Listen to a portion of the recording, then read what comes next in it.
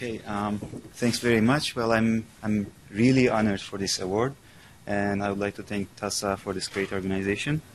I'm going to talk briefly about my dissertation, which is part of my research. It is on the formation of financial networks, unlike the formation of social networks, as Erol told us about. Well, it is titled Network Formation and its Impact on Systemic Risk. Following the financial crisis of... Okay, is it good now? Right.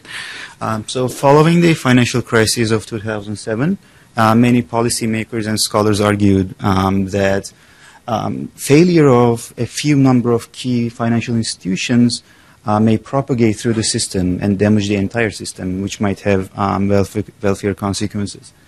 Well, a possible way to visualize this is the so-called domino story. Well, if the dominoes are lined up perfectly, as we see here, let me use the mouse because this is a little too weak, right here. And if you lose one of these key dominoes here, it might actually lead to all the dominoes falling one by one. And this is typically called systemic risk.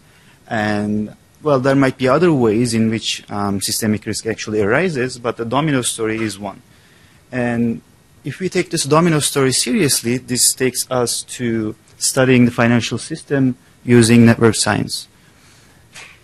The broader question in my dissertation is how are financial networks formed and what is the extent of resulting systemic risk, and how do various government policies actually affect the structure of the network and the resulting systemic risk.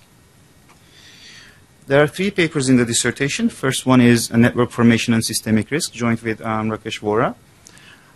We imagine a scenario in which financial institutions take on joint projects. Well, the message of the paper is as follows. If these institutions have access to better projects, it's going to make each of those single dominoes harder to fail, right? So this would actually help reduce systemic risk. On the other hand, if these institutions have better projects, they are going to take on more joint projects, which is going to make the system more dense, which is actually going to increase systemic risk, right? And it's not obvious which effect would dominate. So we argue that the latter effect can actually dominate, so better investment opportunities can increase systemic risk, paradoxically. Here in this plot, well, probably you can't see this plot. This is just a plot of systemic risk, the probability of a major number of institutions failing, plotted against quality of investments. The second paper in the dissertation is Network Hazard and Bailouts, which was my job market paper. Well, we can always think of government intervening with the market, such as using bailouts. Now, when the dominoes start falling, government can intervene and stop them from falling, right? And this is what we keep observing over and over. And it is becoming a widely held belief that this is going to keep happening. Now, this has actually a lot of benefits, right? It's saving the economy from crashing entirely. But institutions actually take this fact into account when they are forming their networks.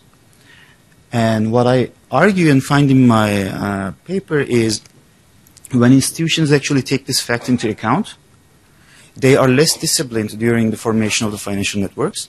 And instead of forming these networks that would be in clusters that would protect themselves from systemic risk, instead they form highly interconnected networks, which is prone to systemic risk. And the typical feature of the networks that arise is there is a few number of central institutions and many around them. And this particular structure leads to an interesting result. If something goes bad with the institutions in the center, it directly puts the entire system at risk. If things go well with the central institutions, it makes the entire system more resilient automatically. So this structure is making very good and very bad outcomes more likely, generating what we typically call volatility. And let me also add that this structure, the core periphery structure, is the most widely empirically observed structure of financial networks. The third paper in my dissertation is network regulations, network reactions to banking regulations. Well, the only policy tool that the government has is not only bailouts. There are many, many other tools, and one of them is liquidity requirements. It is simply if a bank wants to extend, a $1,000 loan to an outside borrower, and if the liquidity requirement is 10%, then the bank actually should keep $100 in its vault.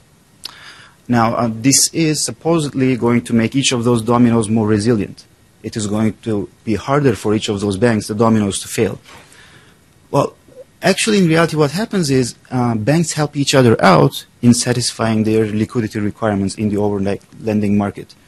If they find a very good investor, they want to extend the loans, but their liquidity requirement is binding, they just borrow a little bit from the other bank and pay it later. Now, hence, the liquidity requirements have a first-order impact on the activity in the interbank market. Now, we show that, by the way, this paper is joint with Guillermo Ordóñez. We show that the reaction of the interbank market features a tipping point property, in the sense that, for example, there's a number 15%. If you set the liquidity requirement at 15%, that's fine. But if you go up to 16%, the network changes dramatically, and systemic risk jumps from almost 0 to maybe like 50%. Now, the problem is then just move away from the tipping point, right? But that may not be optimal. It is possible that that plot is a plot of wealth here. It's possible that 15% is the optimal number that you actually want. So the optimal number, the socially optimal level of liquidity requirements might necessitate a lot of instability. And while trying to set the optimal level, if you make a little mistake, it might turn into a catastrophe. So all in all, my dissertation is trying to illuminate that network analysis might be essential in understanding systemic risk. And the complex nature of networks might make the outcome of government policies quite, unexpected, and we should be careful about network effects. Thank you.